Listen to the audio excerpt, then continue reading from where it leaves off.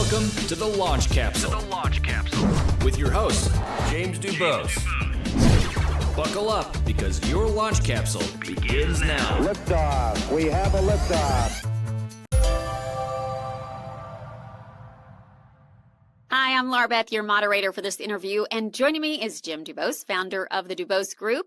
We'll be discussing entrepreneurial fulfillment, building a successful business, and how to build a fantastic employee-centric culture. Welcome, Jim. Thanks, Laura Beth. I'm excited to be here. All right, in this video, we're going to focus on the third pillar of entrepreneurial fulfillment, which is servants. So, Jim, what is this pillar all about when it pertains to running a business? You know, in my very first company, it was a service company, and I really didn't understand what that meant. But this attitude, if you will, as having a heart of a servant. And it starts with the business owner saying that I want to serve and not necessarily be served. You know, with the employee community, it is putting your team first. So your job as the entrepreneur founder is to make sure that team feels heard and respected and ultimately understood.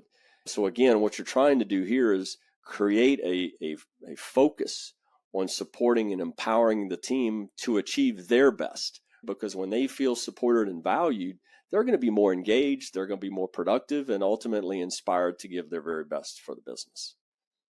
Yeah, great point there. And you know, how can a selfish mindset get in the way of being a servant and affect your business here?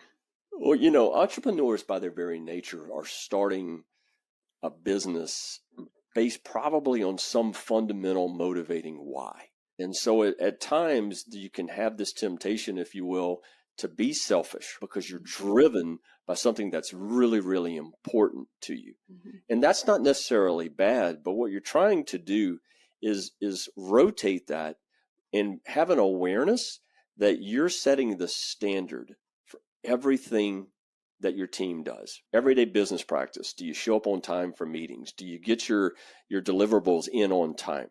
To the long-term strategic planning, do you have an awareness of those things? So your approach to these things every day is going to make a fundamental difference in how the team sees you.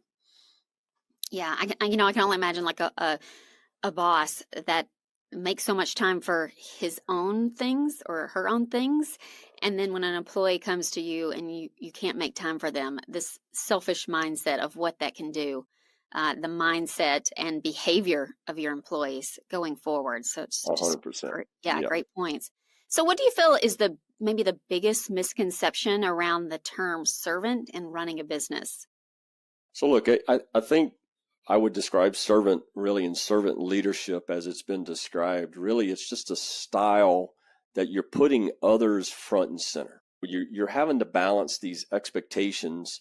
You have expectations of yourself as the entrepreneur owner, but then also of your team. You want to lead by example. And one of the best ways to do that is to get in the trenches with your team, because they know that if you're experiencing what they're experiencing, they have a deeper appreciation for you as a owner entrepreneur. And so it's kind of this mindset approach that you want to use to transform the business. Again, what we're really trying to do is foster this environment of trust, of collaboration, in continuous growth, so that again, everyone feels valued and empowered to give their very best. And really, I guess at its fundamental basis is servant leadership, and the heart of a servant is you're trying to empower others to be successful. Because when individuals on your team are successful, so are you, and so is your business. Absolutely. So much hinges on it. So just great points here. And I feel it's easy maybe for a business leader to take that dictator type role position because it's their business. They grew it. So how should a leader serve instead of seek to be served in running a business? Well, again, I think, the first thing I would say is it's this first practice of putting others first. When you have an employee team, the first thing you should do is you should trust yourself because you're the one who hired them, right? And so what you want to do is, I like to say, turn that traditional pyramid where the CEO is at the top and everyone else is beneath them, turn it upside down. Put your employees at the top. And then in the next layer are your customers, because that's why you're in business. That's who you serve. You serve them for positive business outcomes. And by ultimately taking care of those employees, taking care of the customers, the things that matter to them, and having this heart of a servant and knowing that you serve others, they don't serve you. That's going to create this positive environment where the company is just going to grow and flourish. Absolutely. It all trickles down. Great points, Jim.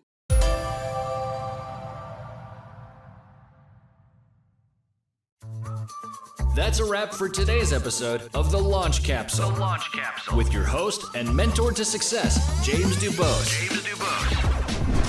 If you enjoyed today's episode, don't forget to subscribe and share.